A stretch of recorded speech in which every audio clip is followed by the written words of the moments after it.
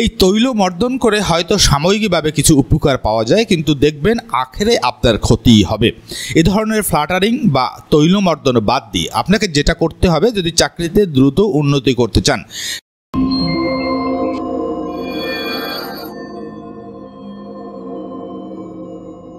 প্রিয় দর্শক, যারা চাকরি করছেন বছরের পর বছর এবং একই জায়গায় দাঁড়িয়ে রয়েছেন, অর্থাৎ আপনাদের চাকরিতে তেমন কোনো উন্নতি নেই, কিংবা যারা নতুন চাকরিতে ঢুকেছেন বা ঢুকবেন এবং স্বপ্ন দেখছেন একসময় আপনি আপনার চাকরিতে প্রভূত উন্নতি করবেন, তাদের উভয়ের জন্যই আজকের ভিডিওটি খুবই গুরুত্বপূর্ণ হতে চলেছে। কারণ আজকের ভিডিওতে চাকরিতে দ্রুত উন্নতি করার কিছু কার্যকরী এবং পরীক্ষিত টিপস বা উপায় নিয়ে আলোচনা করা হবে, যেগুলো আপনাকে আপনার চাকরিতে খুব দ্রুত উন্নতি করতে সহায়তা করবে।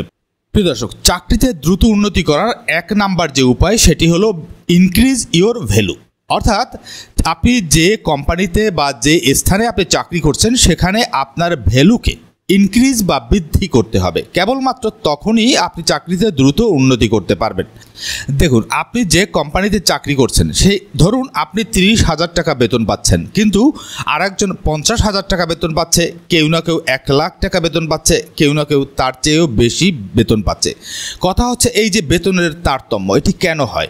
এই বেতনের তারতম্যটি হয় মূলত ভ্যালুর কারণে। যার ভ্যালু কম সে 30,000 টাকা বেতন পাচ্ছে, যার ভ্যালু বেশি সে 50,000 টাকা বেতন পাচ্ছে, যার ভ্যালু আরও বেশি সে 1 লাখ বা ততোধিক টাকা বেতন পাচ্ছে। সুতরাং আপনি যদি আপনার চাকরিতে দ্রুত উন্নতি করতে চান তাহলে অবশ্যই আপনাকে আপনার ভ্যালুকে ইনক্রিজ করতে হবে। এখন কথা হলো কিভাবে আপনি আপনার ভ্যালুকে ইনক্রিজ করবেন।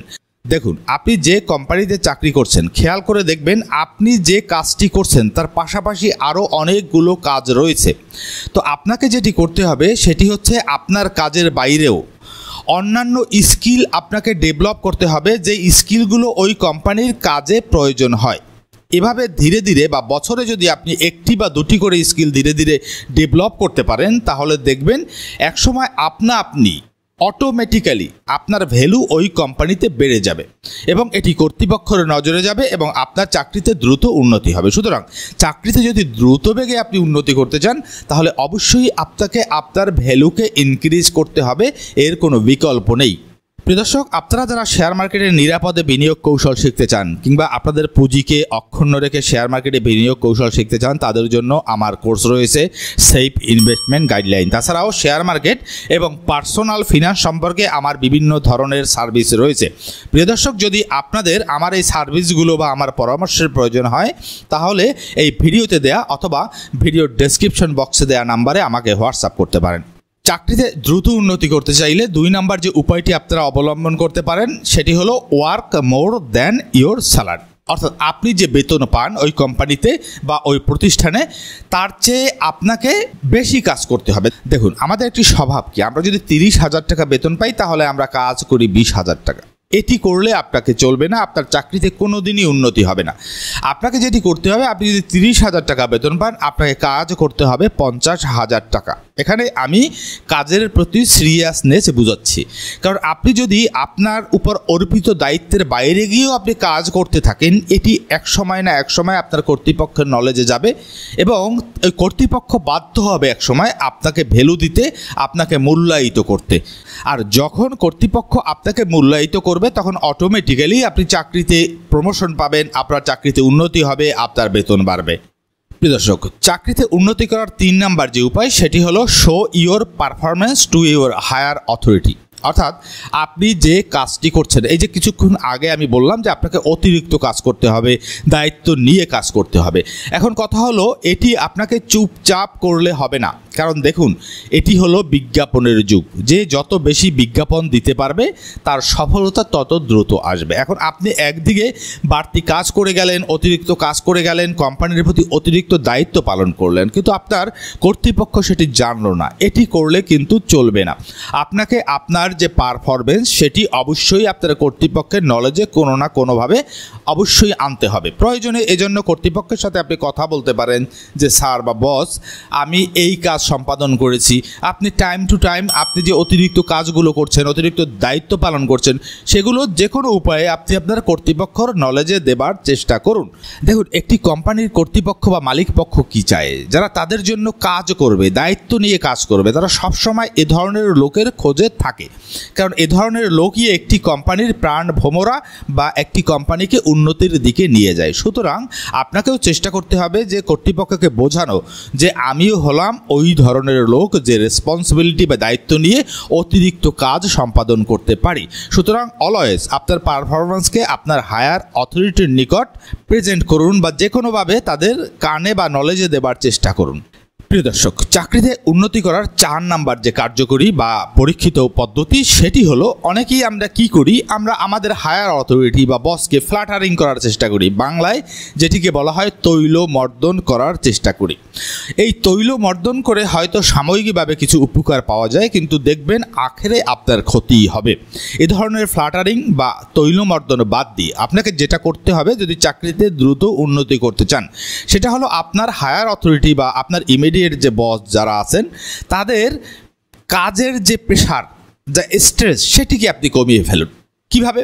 আপনার বসের হাতে অনেক বেশি কাজ রয়েছে, আপনি চেষ্টা করুন ওখান থেকে কিছু অংশ কাজ বসের আপনি আপনার কাজের বাইরে গিয়েও, আপনার পরিধির বাইরে গিয়েও ওই কাজটি করে দিতে।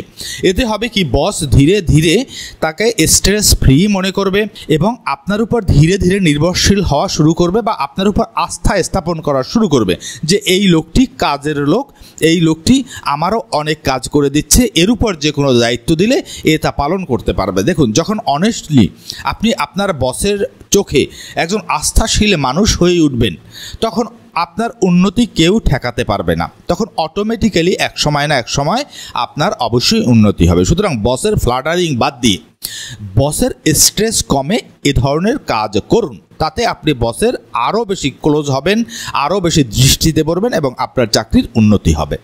চাকরিতে উন্নতি করার 5 নাম্বার উপায় হলো অ্যাভয়েড কমপ্লেইনিং নেচার, অর্থাৎ অভিযোগ করার নেচার বা আপনার যদি চারিত্রিক দোষ থেকে থাকে সেটি আপনি বাদ দিন বা সেটি থেকে বিরত থাকুন। দেখুন, প্রায় অফিসেই আপনি এমন ধরনের কর্মকর্তা বা কর্মচারী দেখতে পাবেন যারা কিছু হলেই সাথে সাথে তার হায়ার অথরিটির নিকট দৌড়ে গিয়ে অভিযোগ করে, কমপ্লেন করে, এর বিরুদ্ধে ওর বিরুদ্ধে এই সমস্যা ওই সমস্যা। এতে কি হয়, এতে কোম্পানির মধ্যে এক ধরনের অস্থিরতা তৈরি হয়। তাছাড়াও যে এই কমপ্লেন বা অভিযোগ করে একের পর এক, তার কিন্তু ইমেজ এতে ক্ষুণ্ণ হয়। একসময় এই অভিযোগকারী ওই অফিসে একজন প্রবলেম চাইল্ড হিসাবে সবার চোখে এক ধরনের ইমেজ তৈরি করে, ফলে এই প্রবলেম চাইল্ডকে সকলে এড়াতে চায় এবং একটা সময় সকলে একতাবদ্ধ হয়ে এর বিরুদ্ধে দাঁড়ায়। সুতরাং এটি আপনার যদি এই কমপ্লেনিং নেচারটি আপনার মধ্যে থেকে থাকে তাহলে দয়া করে এখান থেকে বের হয়ে আসুন, এটা থেকে বিরত থাকুন, কারণ এটি আপনার চাকরির কেরিয়ারে বড় ধরনের ক্ষতি করতে পারে। প্রিয় দর্শক, চাকরিতে উন্নতি করার 6 নাম্বার উপায়টি হলো অ্যাভয়েড অফিস পলিটিক্স। আপনি দেখুন, আমাদের সরকারি অফিস হোক বাংলাদেশের বা ভারতের, কিংবা বেসরকারি অফিস হোক, আমাদের অফিসে এক ধরনের পলিটিক্স চলে। এটাকে আমরা অফিসিয়াল ভাষায় বলে থাকি কোরাম। দেখবেন এখানে 4 জন লোকের একটা কোরাম, ওখানে 5 জন লোকের একটা কোরাম, এখানে 2 জন লোকের একটা কোরাম। তারা একত্রে আলোচনা করে, তারা একত্রে চলাফেরা করে, একত্রে পরামর্শ করে, এগুলোকে বলা হয় অফিস পলিটিক্স। এই অফিস পলিটিক্স খুবই নোংরা হয়ে থাকে। প্রিয় দর্শক, আপনি যদি আপনার চাকরি জীবনে দ্রুত উন্নতি করতে চান তাহলে আপনাকে অবশ্যই এই ধরনের অফিস পলিটিক্স থেকে দূরে থাকতে হবে। বরং আপনাকে যেটা করতে হবে, আপনি তো আর সকলকে ভালো করতে পারবেন না, আপনাকে যেটা করতে হবে সকলের সাথে একটা হেলদি রিলেশন আপনাকে তৈরি করতে হবে। এতে হবে কি, আপনি কোরামের বাইরে গিয়ে প্রত্যেকের কাছে আস্থাশীল ব্যক্তি হিসাবে পরিচিত হয়ে উঠবেন ধীরে ধীরে, এবং এটি আপনার ক্যারিয়ারে এফেক্ট ফেলবে এবং আপনার চাকরিতে আপনাকে দ্রুত গতিতে উন্নতির সুযোগ এনে দেবে। প্রিয় দর্শক, চাকরিতে উন্নতি করার 7 নাম্বার বা অতি গুরুত্বপূর্ণ যে স্টেপ সেটি হলো নেভার ফেইল ডেডলাইন, অর্থাৎ কখনো ডেডলাইন মিস করা যাবে না। দেখুন, আপনার হায়ার অথরিটি আপনাকে একটা কাজের দায়িত্ব দিয়েছে এবং বলে দিয়েছে যে এটি আগামী 24 ঘন্টার মধ্যে 48 ঘন্টার মধ্যে আপনাকে শেষ করে দিতে হবে। এই যে ডেডলাইন, এই ডেডলাইনটি কখনোই আপনি মিস করবেন না, কারণ এই ডেডলাইনটি সফল হওয়ার উপরে হয়তো আপনার অফিসের বা আপনি যে কোম্পানিতে চাকরি করছেন তাদের ব্যবসার অনেক কিছু নির্ভর করে।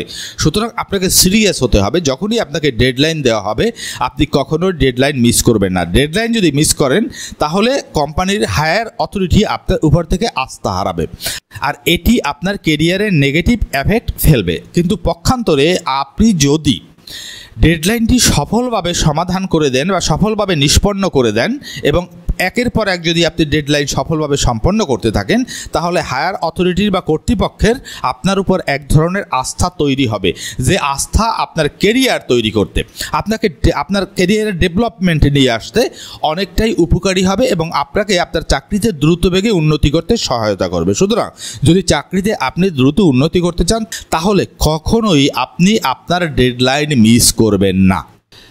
চাকরিতে আপনাকে যদি উন্নতি করতে হয় তাহলে 8 নাম্বার যে পদ্ধতি বা উপায়টি সেটি হলো অ্যাভয়েড ইমোশনাল ইনস্টেবিলিটি। অর্থাৎ আমাদের মধ্যে অনেকেই রয়েছেন যারা আমরা কথায় কথায় রাগ করি, কথায় কথায় আমাদের যে আবেগ বা ইমোশন সেটি ফ্লাকচুয়েট করে বা আবেগের ওঠানামা করে। এই ধরনের যদি আপনার অভ্যাস থেকে থাকে দয়া করে সেখান থেকে বেরিয়ে আসার চেষ্টা করুন, কারণ এই ধরনের কথায় কথায় রাগ করলে, আপনার ইমোশনের ওঠানামা করলে ধীরে ধীরে আপনার ইমেজ সংকট তৈরি হবে ওই অফিসে এবং সবাই আপনাকে ইম্যাচিউর বা অপরিপক্ক ভাবা শুরু করবে। আর একবার যদি আপনার ইমেজ সংকট তৈরি হয় বা ইম্যাচিউর ভাবা আপনাকে শুরু করে তাহলে ওই চাকরিতে আপনি আর তেমন উন্নতি করতে তো পারবেনই না, উল্টো আপনার চাকরিটি খোয়ানোর কিন্তু একটি ঝুঁকি তৈরি হবে। সুতরাং যাদের এ ধরনের মেন্টাল ইমোশনাল ইমব্যালেন্স রয়েছে দয়া করে আপনারা চর্চার মাধ্যমে সেখান থেকে বেরিয়ে আসার চেষ্টা করুন।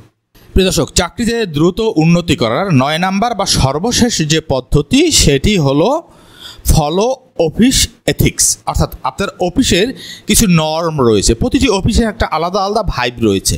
আপনি সবসময় অফিস এথিকগুলোকে ফলো করবেন।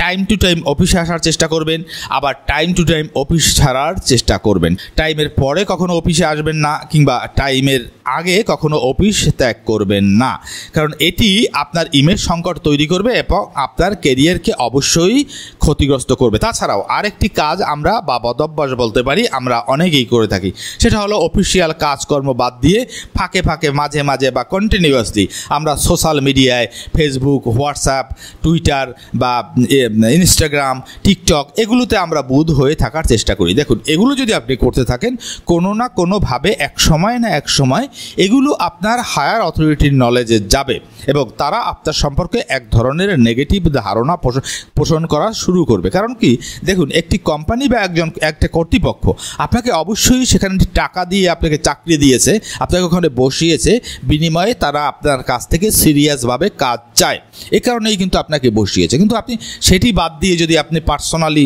আপনি সোশ্যাল মিডিয়ায় ডুবে থাকেন বা অন্য কাজে মগ্ন থাকেন যেটা অফিসিয়াল কাজ নয়, তাহলে সেটি তো তারা চাইবে না। সুতরাং এটি এক সময় না এক সময় তাদের নলেজে অবশ্যই যাবে। এই ধরনের বদভ্যাস থেকে থাকলে এগুলো থেকে বেরিয়ে আসার চেষ্টা করুন। প্রিয় দর্শক, আজকের ভিডিওতে যে উপায়গুলো আমি বললাম, যদি এই উপায়গুলো আপনি অবলম্বন করে আপনার নিজেকে গড়ে তুলতে পারেন তাহলে আপনি দ্রুত আপনার চাকরিতে অবশ্যই উন্নতি করতে পারবেন বা ডেভেলপমেন্ট নিয়ে আসতে পারবেন। প্রিয় দর্শক, আশা করি আজকের ভিডিওটি আপনাদের উপকারে এসেছে। যদি উপকারে এসে থাকে আমার ভিডিওটিতে লাইক, কমেন্ট এবং শেয়ার করে আমার পাশে থাকুন, কারণ আপনাদের লাইক, কমেন্ট এবং শেয়ার আমাকে মোটিভেট করে আপনাদের জন্য এ ধরনের আরও ভিডিও নিয়ে আসতে। প্রিয় দর্শক, দেখা হবে নতুন কোনো ভিডিওতে। সে পর্যন্ত ভালো থাকবেন। সকলকে ধন্যবাদ।